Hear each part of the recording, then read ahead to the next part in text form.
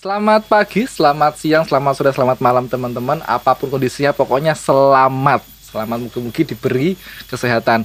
Hadir lagi dengan kami di Sarkes, Sanggeran Alam Podcast. Di episode kedua ini kita akan ngobrol bareng dengan beberapa narasumber. Beberapa karena ini nggak cuma satu kayak kemarin. Nah, kalau kemarin kita ngobrol dengan Mas Edwin, ngobrolin fasilitasi di SD Sanggeran Alam. Kali ini kita akan ngobrolin bagaimana riset-riset di Salam itu didokumentasikan. Nah, ada di sini ada buku Kami Tidak Seragam, dan kali ini kita akan ditemani oleh timnya. Selamat apa ini ya? Siang ya. Selamat siang Mbak Tias dan Mbak Girna. Sehat semua? Siang. Ya. Sehat-sehat. Sehat-sehat ya. Oke, Mbak Tias, Mbak Girna, bisa cerita nggak sih sebenarnya ini buku apa gitu loh? Mbak Tias dulu deh. Iya, Kami Tidak Seragam yang ada di sini ini, Kami Tidak Seragam Jilid 2. Ini buku dokumentasi proses belajar dari teman-teman di Sanggar Anak Alam gitu. Jadi kalau sekolah biasa saja itu adalah soal paradigma yang ditulis sama Pak Toto. Kemudian sekolah apa ini adalah proses bagaimana fasilitasi ya. Maksudnya bagaimana proses belajar itu ya, dari yang paradigma itu tadi kemudian dibumikan, lakunya seperti apa itu ada di sekolah apa ini. Nah, kemudian Kami Tidak Seragam ini adalah bagaimana proses itu dilakukan oleh anak-anak gitu. Jadi ini adalah tulisannya anak-anak. Oh, tulisannya anak-anak. Kami Tidak Seragam. Jadi rekaman proses belajarnya anak-anak. Berarti yang bedakan yang KTS 1 dengan 2 ini apa, Mbak? Mbak, mungkin Mbak Girna bisa jawab. Kalau KTS 1 itu kan udah kami susun itu beberapa tahun yang lalu ya, dan itu 2016 dan itu di proses penyusunannya itu di tengah-tengah semester. Jadi kalau bisa dibilang sebagai proses riset itu dia daurnya belum utuh gitu. Oke. Sementara kalau yang KTS 2 ini kami susun sudah 1 semester selesai. Jadi sebagian besar proses risetnya udah selesai. Kemudian ada kodifikasi juga dari fasil kelasnya gitu. Dan di kelas-kelas kecil juga, kalau di KTS 1 kan kelas kecil nggak masuk nih. Jadi banyak pertanyaan, kalau kelas 1, 2, 3 gimana gitu. Kelas kecil itu kelas 1, 2, 3? Ya, SD? Yes. Kalau kelas 4, 5, 6 berarti kelas besar? Iya, maksudnya SD besar. SD besar. Nah, itu kan yang KTS 1 belum masuk tuh. Nah, yang di sini masuk. Cuman penulisnya yang menjadi penulis itu nanti fasilitatornya. Oh, berarti diwakili oleh fasilitatornya dalam penulisannya yang kelas kecil itu tadi? Iya, Yes. kemudian yang membedakan lagi karena KTS 2 ini terbit sesudah ada SMA, jadi lengkap nih daurnya, risetnya dari kelas 1 SD sampai kelas SMA. 2 SMA. Oh, kelas 2 SMA. Iya, kelas 2 SMA karena belum kelas 3 SMA kan riset soal ya. Jadi nggak masuk ya kayaknya Mbak. Belum selesai prosesnya Nggak kayaknya ya. masuk. Belum selesai. Jadi sampai kelas 2 SMA. Nah, tapi sebenarnya apa sih yang melatar belakangi kenapa akhirnya teman-teman di tim buku ini bikin buku ini tuh loh. Kayak akhirnya ngumpulin semua riset-riset yang ada di Salam gitu untuk jadi satu gitu. Apa sih sebenarnya motifnya? Kalau ngomongin motif ya. Kalau menurut saya salah satunya pandemi ya, yang jadi latar belakang kuat. Itu karena pandemi kita juga belajarnya dari rumah. Terus saya sih awalnya yang banyak waktu luang nih, terus ngobrol sama adminnya buku Salam gitu kan. Ini kayaknya Salam ini harus menerbitkan buku lagi. Nah, terus KTS 2 ini jadi kontekstual karena banyak proses belajar selama pandemi juga ikut rekam di situ. Berarti sebenarnya KTS ini juga lahir dalam proses ini ya, menyepi ketika pandemi gitu ya? Iya. Kita susun kapan itu Mbak, Juni ya kayaknya? 11 Juli 11 Juli sampai dengan 11 Agustus. Ya, itu berarti singkat banget dong? Ya, 1 bulan. 1 bulan. Karena prinsipnya kan Gila, mengumpulkan dokumentasi ya. Karena Juni itu semester udah selesai gitu kan. Jadi kan prinsipnya hanya mengumpulkan dokumentasi riset sebelumnya aja. Oh, gitu. berarti Jadi, memang lebih mudah ya sebenarnya ngumpulinnya ya. Kalau kalau secara konsep ya mudah tapi prakteknya susah ya. Oh Ya. gitu ya. Karena- Nanti bisa cerita ya Ya. gimana susah-susahnya. Tapi sebenarnya antara Mbak Tias dan Mbak Girna itu pembagian kerja di timnya gimana nih? Bisa 2 orang terus nyelesain satu buku dalam waktu 1 bulan itu gimana? Iya, jadi pembagiannya adalah dia minta saya untuk jadi editor gitu. Jadi kamu yang ini ya, yang jadi penyunting ya gitu. Terus kemudian dia nanti mikir untuk penjualan gitu kan. Awalnya begitu pembagiannya. Awalnya. Dia bagian promosi, bagian produksi juga gitu maksudnya. Dia ngurusin yang itu. Cuma di tengah-tengah itu oke, aku setuju gitu kan. Tapi kemudian aku butuh kamu untuk ngecek gitu ya setelah kerjaanku selesai ini, terus menerjemahkannya supaya memang jadi seperti maksud kita. Itu aku butuh konsultasi. Nah, ketika aku konsultasi ke dia, kemudian dia juga mikir gitu. Ini kalau apa namanya, layout ya, layoutnya itu diserahkan ke orang lain, karena kan buku KTS ini kan dokumentasinya nggak hanya tulisan, tapi juga gambar, karena gambar itu akan mendukung bagaimana proses itu terjadi gitu kan. Nah, ketika kami ngobrol soal itu, terus dia kayak kalau layoutnya tuh orang di luar Salam dan bukan fasilitator, mungkin nggak akan bisa ngerti gitu. Nangkep itu ya. Bagaimana memposisikan itu dalam namanya daur belajar itu. Iya, bagaimana akan menuangkan ke sini supaya orang yang baca tuh pas dengan maksud kita gitu loh. Jadi akhirnya ya kemudian dia relakan diri dong. Jadi layout gitu. Tiba-tiba dia belajar. Gitu ya? Tiba-tiba dia belajar gitu, dan belajar dari YouTube semalam apa 2 malam gitu. Terus habis itu dia layout. Jadi aku editor, dia layouter. Gitu. Bentar, berarti Mbak Giri sebenarnya sebelumnya nggak pernah punya latar belakang layouter buku? Kalau layout buku enggak, cuman kan basicnya aku sekolah desain kan, dulu, sekolah interior terus jadi dengan software grafis sebenarnya familiar gitu. Cuman kalau buku kan pakai InDesign itu aku belum pernah. Belum pernah sama sekali pegang itu. Jadi ya sekalian lah belajar gitu. Jadi keren ya. Keren sekali ya. Dalam 1 bulan belajar langsung jadi buku. 2 hari belajarnya. Oh, 2 hari belajarnya. 2 hari apa ya basicnya belajarnya kan tuh? sebenarnya hampir sama, dia sama-sama keluaran Adobe kan, sama Photoshop juga mirip-mirip lah gitu. Jadi jadi belajarnya sebenarnya ya kayak prinsipnya Salam, sambil jalan gitu ya. Nah, terus jadi nanti kalau ada kasus, oh ini harus dipecahkan, cari lagi tutorial kayak gitu. Nah, jadi riset juga ya. iya, Riset juga. yang lama kan di situnya, maksudnya materi itu sebenarnya sudah ada, tapi masuk ke editor kemudian harus disesuaikan, panjangnya mungkin terlalu panjang atau perlu diedit lagi. Nah itu terus jadi materi mentah dari Mbak Tias itu yang langsung masuk ke saya, lalu langsung saya layout. Nah karena ada gap di situ, terjadi sering revisi gitu layoutnya. Udah masuk layout, oh ternyata masih kurang ini. Akhirnya terus kita menggait kamu itu ya, untuk jadi asisten. Tim gelap. Ya karena naskah itu kalau masuk ke layout kalau bisa udah fix gitu kan. Udah fix, jadi nggak ada revisi desain lagi gitu. Jadi total timnya sih 5 sih kalau itu akhirnya kita hitungan terakhirnya tuh 5. Oke. Itu udah termasuk distribusi juga ya? Atau enggak? 5 itu yang 2 itu udah ngitungnya udah masuk ke penjualan ya. Jadi Mimi sama Bram itu di penjualan, terus Mbak Tia sama Ubed di editor, aku di layout. Nah kalau produksi udah di handle sama percetakan, kita kontrolnya jarak jauh juga. Oh udah beres ya kalau sampai bagian cetak itu ya. Iya, yang perannya ini yang susah memang. Gimana ibu kakak saya gitu, perannya gimana ini, pengumpulannya gimana ini, kan ngomongin pra cetak itu kan ngomongin pengumpulan data ini. Ada cerita menarik gak ini? Kamu ketawa. Iya.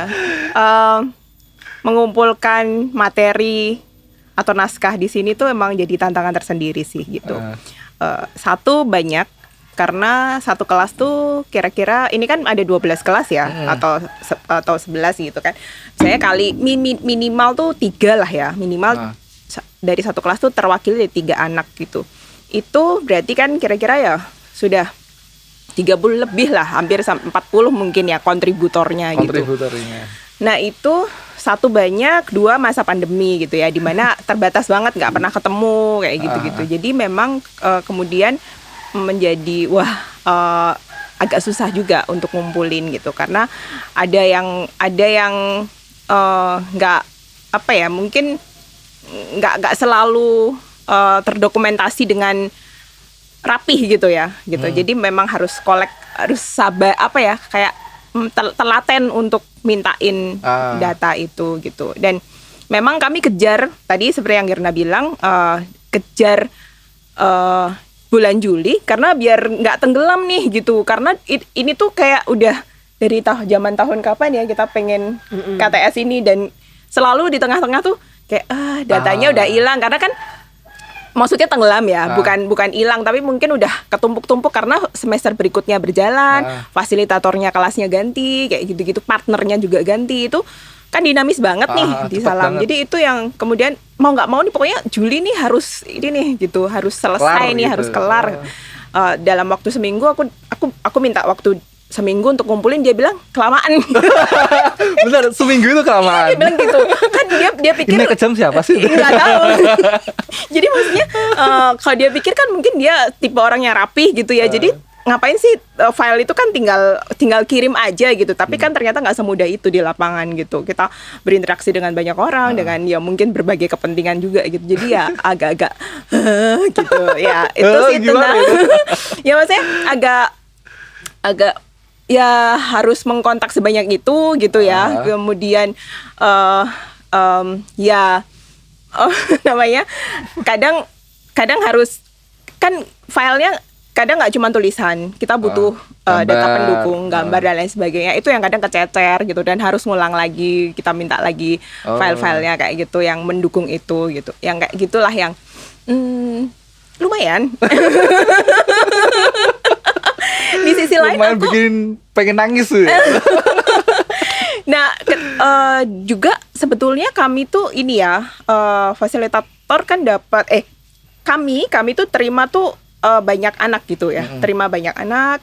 Lalu yang jadi susah buat kami adalah menentukan siapa nih yang mau masuk di naskah ini. Berarti nggak semua yang anak Salam itu tulisannya dimuat di sini ya? Iya, karena nggak cukup. Karena nggak cukup. Iya, kan setiap anak punya riset masing-masing ya gitu. Jadi kalau itu dimuat semua, kayaknya tiap kelas harus bikin deh gitu. Nah, kelas 1 bikin sendiri, kelas 2 bikin sendiri. Nah ini padahal mau dirangkum di dalam satu buku nih. Jadi kayak nggak mungkin gitu bisa memuat gitu. Nah itu yang jadi tantangan juga, karena kayak harus milih kan, harus milih yang mana nih, dan ya setiap riset itu kan unik ya. Iya. Susah. Berarti nggak bukan kayak lomba. Iya. Ini yang nomor 1, 2 setiap riset gitu. unik. Akhirnya kami memutuskan untuk dari satu kelas itu kita ambil tema yang berbeda gitu. Jadi kalau misalnya di kelas SMP ada yang riset makanan, kita ambil satu. Ada yang riset tentang misalnya dia mungkin menjahit atau dia kerajinan craft tangan gitu atau ya. apa craft gitu, ambil satu. Yang kayak gitu-gitu akhirnya dari situ sih milihnya. Akhirnya salah satunya gitu. adalah ini ya, narik kategorinya gitu ya. Gitu. Jadi ya agak susah sih menentukan itu. Ya itu tantangannya. Kalau dari bagi apa banyak tantangan selain harus belajar Adobe baru itu loh. Apa ya? Nggak ada sih. Kurang tantangan dia. Kurang tantangan. Kurang susah ya. Terlalu mudah gitu loh. Nggak ada yang ribet di anunya aja sih, paling post produksinya. Jadi kita kan menentukan berapa jumlah halaman nih biar produksinya nggak terlalu mahal gitu kan. Iya. Terus masih bisa terbeli kayak gitu. Yes.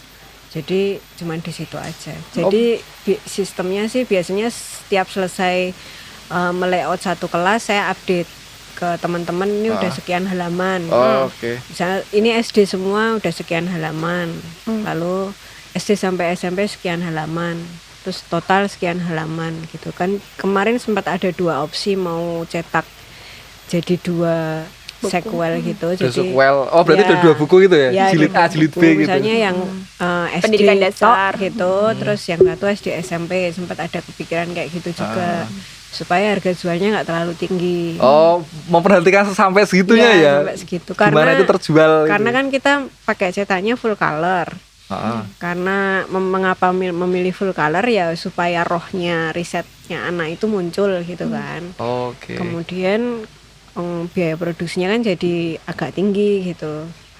Akhirnya ya keputusannya sampai ke ya udahlah jadiin satu buku aja, yang ribet paling cuma di situ aja sih. Oh, ya. Ini kalau masalah ini nih, karena kalau anak-anak itu kan bahasanya unik ya. Tadi ngomongin unik itu pasti anak itu tiap bahasanya beda gitu kan. Mungkin ada yang sudah sesuai dengan standar orang dewasa, ada yang belum gitu. Itu gimana meramunya Mbak Tias kalau di buku ini? Iya. Jadi di sini itu kan riset dari kelas 1 sampai kelas 2 SMA ya tadi. Kelas 1 SD itu pasti beda-beda kan? Iya, beda-beda. Terus cara nulisnya. yang kelas 1 sampai kelas 3 tadi udah dijelaskan bahwa itu yang nulis fasilitator karena prosesnya kebetulan mereka juga risetnya bersama ya. Satu kelas tuh bareng-bareng, bukan yang riset masing-masing satu anak satu gitu.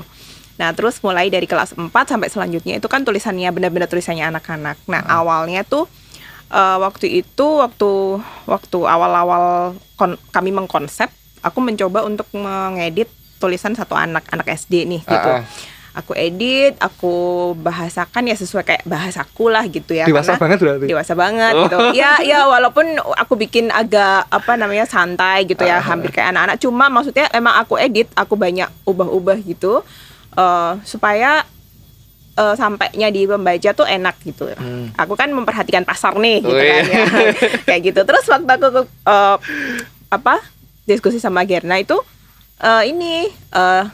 terus kita ngomong, ini sebenarnya kita mau enak buat siapa sih? Mau enak buat pasar atau kita mau menunjukkan proses yang sebenarnya gitu. Kita lakukan diskusi itu gitu. Kutubnya itu ya, antara kita mau memanjakan pasar atau kita sebenarnya pengen mau telanjang-telanjangan aja gitu. Iya, kayak gitu. Ya, waktu itu sempet ya satu naskah aku edit ya, terus kita diskusiin. Terus iya ya gitu kan, sebenarnya kita pengen ngelihatin nih proses yang sebenarnya anak yang berproses kayak apa, tulisannya seperti apa. Ya udah akhirnya emang yang kamu bilangnya telanjang-telanjangan aja, ya udah ini tulisannya anak-anak. Paling diedit itu kalau misalnya ada salah ketik atau apa gitu-gitu aja ya. Yang begitu-begitu aja, tapi tulisan di dalamnya gaya bahasanya itu gaya bahasa anak-anak. Makanya kalau mungkin pembaca lihat di sini ya beda-beda karena emang ini benar-benar tulisannya sekian anak itu gitu. Jadi kalau misalnya itu aku ubah dengan gaya aku menulis, pasti akan seragam tuh. Gitu sampai SMA pasti akan seragam. Tapi nanti kalau udah beli dan baca gitu akan ngelihat beda-beda gitu. Beda-beda. Berarti memang yang unik risetnya beda-beda, yang nulis beda-beda, pun gaya tulisannya ya. Iya betul. Jadi dari anak SD besar itu sampai SMA, mereka nulis sendiri kan? Iya betul, nulis sendiri. Hampir aku agak mungkin mengedit hanya soal tata bahasa dan lain sebagainya itu banyakan di SD itu ada sih, itu agak banyak. Di SMP sudah sangat, bahkan SMA udah tinggal gitu ya gitu. Jadi ya gitu. Berarti kita kayak akhirnya tim buku ini kayak tim ini aja ya, penjahit aja ya. Iya. Penjahit gitu. Apa yang sudah ada gitu. Iya betul. Dan kalau mau menjahit kan berarti ada bahannya. Saya kira mungkin ini juga kelebihan di Salam, dokumentasinya juga lebih baik, bukan sudah baik ya mungkin. Lebih baik dibandingkan mungkin proses belajar di tempat lain kayak gitu ya. Ya nggak tahu juga ya. Karena mau dibikin buku gitu. Iya. Terkumpul gitu. Mungkin kalau misalnya kita, jadi yang menarik dari KTS ini jadi dokumentasinya terkumpul gitu. Karena tidak semua kelas juga ketika kita tagih dokumentasi itu langsung ada. Tapi ada juga yang kelas-kelas yang ketika kita minta dokumentasi mereka langsung share drive gitu kan. Folder di drive yang memang sudah utuh gitu. Jadi udah daurnya itu utuh semua gitu. Oh. Jadi tinggal milih. Jadi sebenarnya semua ya tergantung fasilitator kelas sebenarnya. Oh, berarti memang karakter dokumentasi tiap kelas beda ya? Beda-beda. Iya, Ada betul. fasilitator yang lebih suka mendokumentasikan dengan video. Nah, itu kan kalau kita mau dokumentasiin jadi buku kan agak Susah, susah harus juga. transkrip dulu. Transkrip gitu. Iya. Ada yang lebih suka dengan foto. Nah, ini narasinya mana? Kalau foto semua kan jadi kayak galeri foto Oh doang iya, kan. kayak foto. Nah, yang susah itu karena medianya pilihannya hanya buku. Kalau misalnya kita ngomong media yang lebih luas, misal ada podcast, ada YouTube channel YouTube misalnya channel, gitu. dokumenter gitu. Ya, gitu. Tapi yang menarik dari pandemi ini, teman-teman fasilitator jadi belajar bahwa ternyata media itu nggak terbatas tatap muka gitu. Ada yang saya lihat terakhir itu teman-teman fasilitator di kelas PAUD juga bikin konten kan. Konten YouTube gitu. Oh, konten YouTube. Jadi anak-anak PAUD nanti kalau pengen jumpa fasilitatornya tinggal buka YouTube, di situ fasilitator udah bikin konten. Oh. Nah, yang menarik dari pandemi itu sih. Jadi kita lebih aware sama sebenarnya media belajar itu bisa sangat Banyak. beragam. Oh, beragam.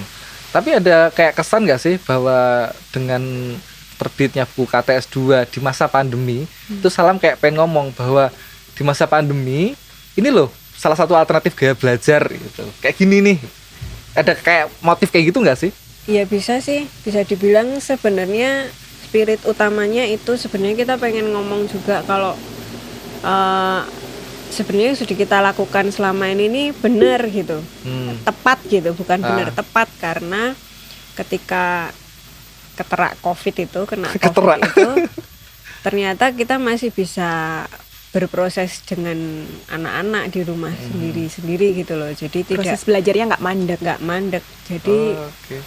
berarti yang dilakukan Salam selama ini mungkin adalah yang proses pendidikan yang tepat gitu karena kondisinya tidak harus tatap muka, tidak harus riset bersama pun di kelas kecil kan akhirnya jadi riset mandiri gitu kan. Jadi itu yang pengen kita sampaikan salah satunya lewat buku ini. Jadi kalau ada orang tua yang bingung bagaimana ngasih proses belajar anak di rumah gitu, mungkin bisa lihat referensinya di sini ya. Bisa. Salah satunya. Salah satunya. Tapi kalau orang tuanya masih berorientasi belajar di rumah itu artinya nemenin anak ngerjain PR, nemenin anak menghadapi ujian gitu-gitu ya nggak nyambung juga sih sama buku ini, nggak usah beli. Ya. Baru ini ada tim buku malah menyarankan jangan beli buku ini kalau. Karena kalau masih di dalam kota gitu, pikirannya belum di luar kota ya harusnya beli yang SBS dulu ya, sekolah biasa saja. Iya. Oke. Memang harus Marketingnya bertahap. berlevel ternyata. Terus Terus SAI. abis itu sekolah apa ini baru Sekolah apa kami ini? tidak Hari seragam. ini nanti nggak nyambung kalau tahu-tahu baca ini masa bikin desain baju dibilang sekolah gitu kan nggak nyambung Oke, dia. Gimana anak belajar dari nggak akan nyambung. Buang duit jadi beli buku yang Yang lain dulu. Awal-awal dulu. Bener, Iya, bener. jadi yang mahal nih nanti nggak apa-apa ya. ya. Mungkin nanti ada paketnya. Paket langsung mengerti Salam gitu. Nah kalau langsung paket mengerti Salam ya 3 buku itu nanti bisa beli di Instagramnya buku Salam. Oh, Salam. Instagramnya di bawah ini ya. Nanti kita bikin paket deh. Iya. Paket mengerti Salam. Nah, kalau ada nggak sih satu riset yang bagi kalian nih kayak akhirnya aku baru tahu nih gitu. Ternyata ada proses kayak gini tuh di Salam. Ada nggak yang kayak gitu? Seperti yang aku bilang tadi ya, bahwa ini tuh kayak yang soal telanjang-telanjangan tadi ya, maksudnya telanjang naskah gitu. Kami tuh pengen menyajikan bahwa ya proses di Salam tuh benar-benar proses belajar, artinya bukan yang semuanya sempurna. Oke, gitu kan. oke. Jadi yang di situ yang nggak ada sensor-sensoran juga gitu. Ya memang ada proses gagal, proses salah dan lain sebagainya tuh masuk juga di naskah ini. Nah, salah satu yang menurutku lucu sih gitu. Ini ditulis sama anak-anak kelas 6 gitu. Waktu itu kan mereka risetnya tentang soal gitu dan mereka menulis proses dari awal semester sampai mereka akhir ya. Oke. Nah, salah satu yang mereka tulis tuh bahwa ketika pengalaman mereka mengikuti ujian nasional, ujian apa ya kemarin tuh pandemi Ya, itu, akhir lah ya. ya ujian akhir lah untuk itu mereka kelulusan kelas 6 itu, mereka menulis bahwa ternyata soal yang dikasih sama fasilitatornya tuh salah gitu. Jadi Salah sama? soal SMP. Kan itu apa namanya jarak jauh ya, maksudnya Iyalah, mereka SD sama tidak SMP. melakukan ujian di sekolah gitu kan. Mereka melakukan itu di rumah dan itu soalnya dibagiin sama fasilitator. Ternyata salah fasilitator ngasihnya. Dari yang harusnya tuh SD, itu mereka dikasih yang SMP. Dan uniknya si anak ini nulis gitu loh bahwa aku gelo Ketun mungkin. ya itu karena aku udah ngerjain dan aku ngerasa baik gitu dalam hal itu. Dia kerjain soal SMP. Adalah SMP itu. Adalah yang kerjanya Dan ada dia SD. udah merasa sangat baik mengerjakan di situ dan ternyata itu soalnya soal SMP. Dan dia harus ngulang lagi. Oh gitu. iya, Dan iya. ya kayak gitulah Berarti gitu. Dan ekspektasi dia ya terhadap soal SMP susah tuh ternyata nggak terbukti amat-amat gitu.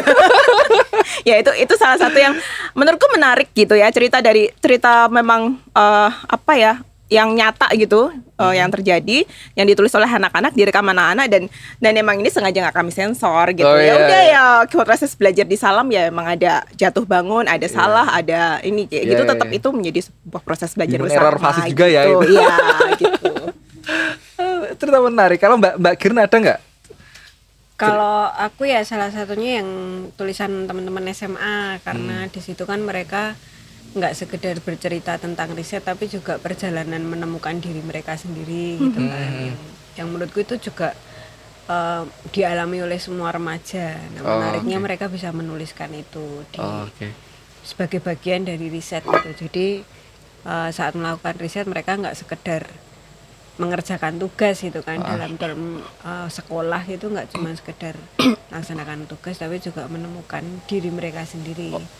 Oh, berarti, Lalu- jadi riset tuh jadi kayak media mereka Ya, menemukan diri mereka iya. gitu ya. Lalu yang buat saya menarik juga itu ilustrasi sih. Jadi karena seperti KTS 1 kita kan menyelipkan ilustrasi anak juga sebagai bagian dari pemanis gitu ya untuk buku. Oh, Nah, berarti itu- ini ilustrasinya bikin anak? ya mulai dari cover ini yang membuat covernya ini Roang alumni Salam juga. Sekarang dia mau masuk kuliah kayaknya. Ini desainer cover ini juga yang desainer cover KTS 1. Satu. Oh. Jadi memang aku kepengen ada continuity gitu, jadi aku kontak Roang lagi. Lalu di dalam ini kan kita juga ada ilustrasi untuk setiap kumpulan riset kelas berapa gitu kan, kita pakai ilustrasi. Nah, ilustrasi di tiap kelas itu kita juga ambil dari ilustrasinya anak-anak di kelas itu. Oh, perwakilan kelas ada yang Iya, ilustrasiin jadi ya. kalau kita lihat dalam mungkin kan ada di dalam itu ada kontributor, ilustrator, kodifikator. Nah, di ilustrator ini kan juga banyak gitu kan yang terlibat karena di setiap kelas kita ambil ilustrasinya anak kelas itu gitu. Jadi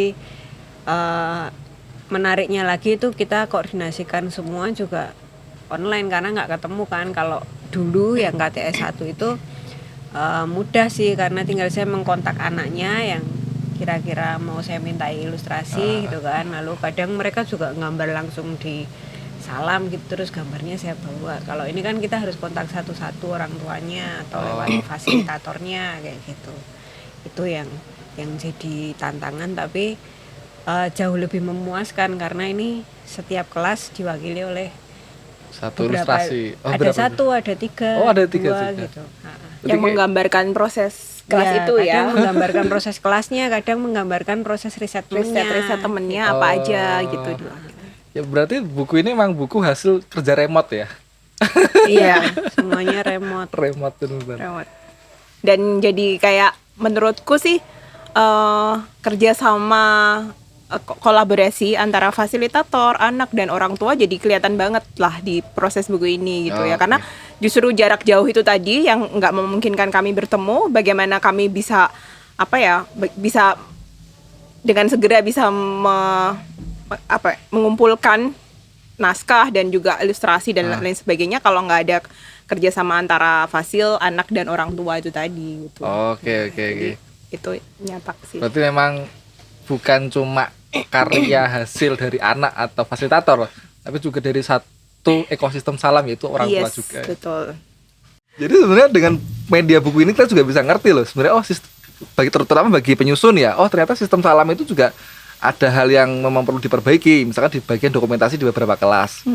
Kayak gitu. Jadi saya kira satu buku pun akhirnya bisa jadi proses belajar bagi semua orang, bagi anaknya, bagi penyusunnya, bagi fasinya kayak gitu. Terus ada mau bikin buku KTS 3 lagi nggak ini?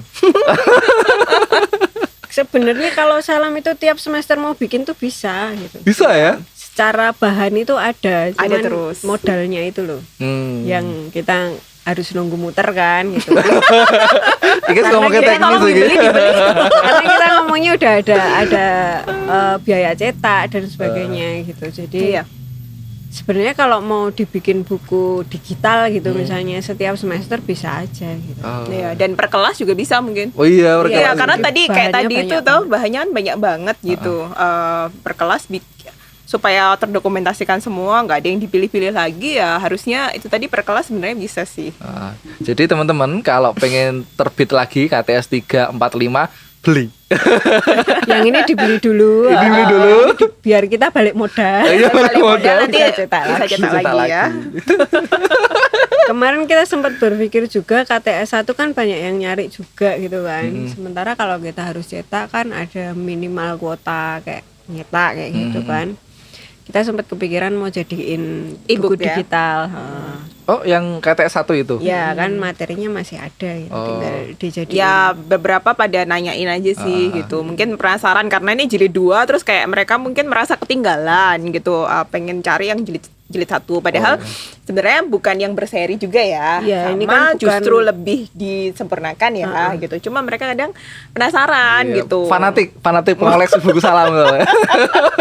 Dan memang cetaknya waktu itu terbatas yang Iya, terbatas. KTS 1 cuma 500 eksemplar gitu. Oh, 500 lembar. Kalau ini Iya. ini berapa ini? Sama sih. Berarti terbatas juga ya? Enggak 1000. 1000 ya? Oh 5.000. Oh oke 5.000. Jadi stoknya masih tinggal sedikit Udah habis lagi. kan? Udah habis loh. Wah, stoknya masih banyak. Jadi Maksudnya kalau pesen mau aja. cetak lagi nih. Oh, mau cetak lagi ya?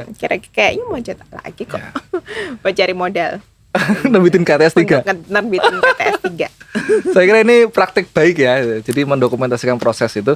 Saya kira itu terima kasih sebagai fasilitator. Kelas berapa sih kalian tuh? Aku jadi lupa tanya. Pada waktu itu fasilitator kelas 5. Oh, lu kelas 5. Ketika itu Pada waktu Mbak itu. Gina kelas Pada waktu itu fasilitator SMA. atau SMA? Pada saat ini udah off. Fokus jadi tim buku. Oke, kami tunggu terbitan salam selanjutnya. Semoga terbit. Terima kasih Mbak Tias, Mbak Gina sudah mau meluangkan waktu untuk ngobrol sore ini. Metal sekali. Oh, mau mental, mantul. Mantul betul. Ya, aku juga bingung sih kenapa mental ya. Gitu. Dan teman-teman di rumah, ke depan kita di episode selanjutnya kita akan ngobrol bareng penulisnya. Ini kan dengan timnya. Nah, ke depan kita akan ngobrol dengan penulisnya, yaitu teman-teman dari siswa Sanggar Anak Alam. Nah, penasaran silahkan tunggu aja episode selanjutnya. Dan kalau teman-teman punya usulan tema atau pembahasan silahkan komentar di bawah ini. Dari saya terima kasih, selamat sore.